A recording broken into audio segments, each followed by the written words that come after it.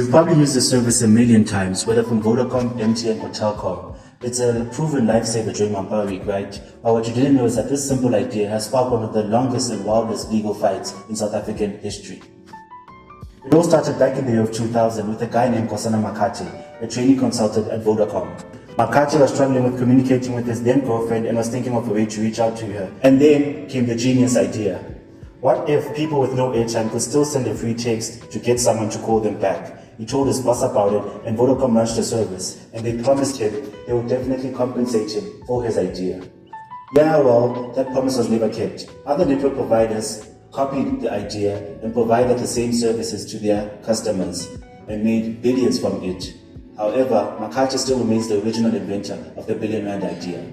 Back in August 2013, Wits Vuvuzela spoke with Makate, who studied sociology and psychology at Wits. He spoke about former Vodacom CEO at the time, Alan Craig, saying, "I've always respected the man, I still do. It's just that we had quite an awkward moment that he probably loved the invention so much that he believed it came from him."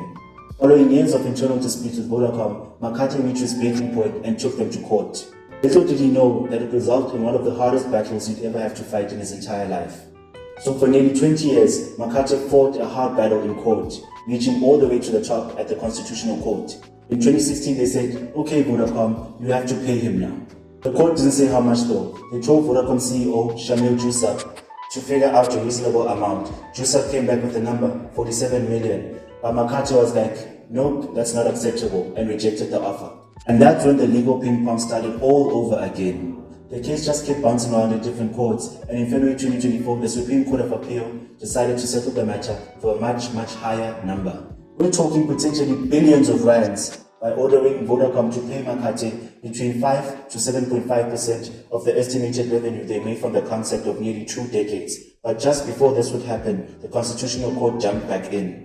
They didn't even talk about money. Instead, they said the Supreme Court's decision was unfair to Vodacom. They found some big mistakes in how the case was handled and that Vodacom didn't get a fair chance to argue.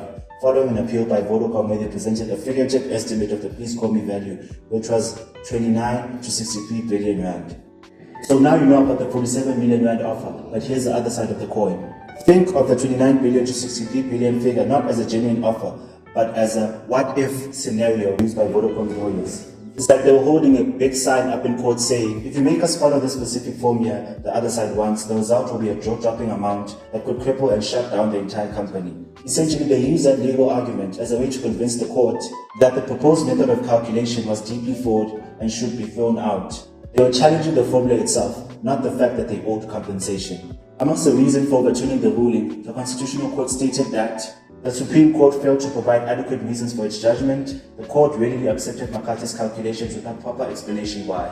So what's the outcome? The Constitutional Court sent the whole thing right back to the Supreme Court of Appeal to be heard all over again by a new round of judges, and cited that the court violated the rule of law and Vodacom's right to a fair hearing. It's pretty crazy, right?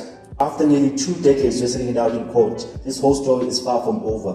While Makate is still seeking compensation of 15% for his intellectual property, this ongoing battle just goes to show how much a simple idea can be worth and how difficult it can be to fight for fair and adequate compensations for your inventions in South Africa.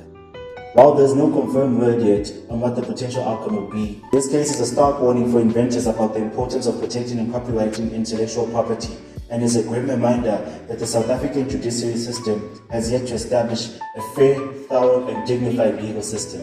This is Katlego Makute from Wits Vuvuzela, signing out.